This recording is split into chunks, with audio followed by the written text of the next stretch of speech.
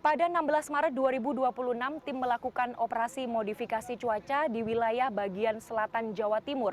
Menggunakan pesawat PAC 750XL, tim akan menyemai sekitar 1 ton kapur tohor untuk mengganggu pertumbuhan awan. Harapannya, intensitas hujan bisa berkurang. Lepas landas dari Base Ops Lanudal Juanda Sidoarjo, Jawa Timur, tim operasi modifikasi cuaca menyemai kapur tohor dengan target awan di bawah 8.000 kaki. Pada 16 Maret, OMC difokuskan di wilayah bagian selatan Jawa Timur. Kapur tohor atau kalsium oksida berfungsi sebagai bahan semai reaktif bersifat eksotermis atau melepas panas yang digunakan untuk memecah pertumbuhan awan dan mencegah hujan. Hari ini potensi atau prediksi per 3 jam menunjukkan atau memperlihatkan bahwa sisi bagian selatan dari Jawa Timur ini konvektif awan-awannya lebih intensif atau tumbuh di wilayah-wilayah tersebut.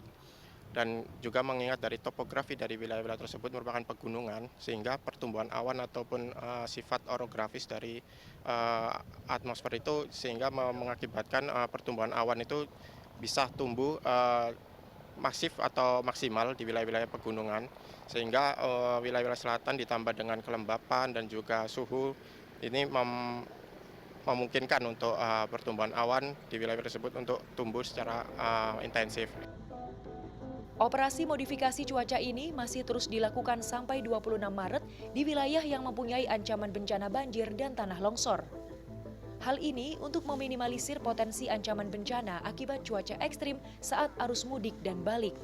Utamanya akan dilakukan di wilayah-wilayah yang punya ancaman bencana ekstrim seperti banjir maupun longsor.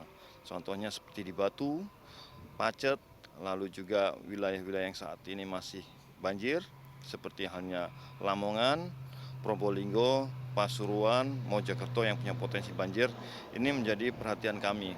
Dan wilayah-wilayah lain yang punya ancaman longsor seperti Trenggalek, lalu juga ada di wilayah Semeru yang kita khawatirkan akan punya potensi ancaman erupsi lahar dingin, kita juga antisipasi agar tidak terjadi hujan yang intensitasnya besar ataupun lama di. Sebelumnya, BMKG Stasiun Meteorologi Kelas 1 Juanda Sidoarjo juga telah mengeluarkan peringatan kewaspadaan potensi cuaca ekstrim di Jatim mulai 11 sampai 20 Maret. Potensi cuaca ekstrim ini merupakan dampak adanya gangguan atmosfer Madden-Julian Oscillation secara spasial dan gelombang Kelvin yang akan melintasi wilayah Jatim. Suhu muka laut di perairan selatan Jatim masih cukup signifikan, serta kondisi atmosfer lokal yang labil turut mendukung pertumbuhan awan-awan konvektif. Awan-awan ini berpotensi menimbulkan hujan dengan intensitas sedang hingga lebat yang dapat disertai petir dan angin kencang. Kanza Tamarindora, Andreas Wicaksono, Sidoarjo, Jawa Timur.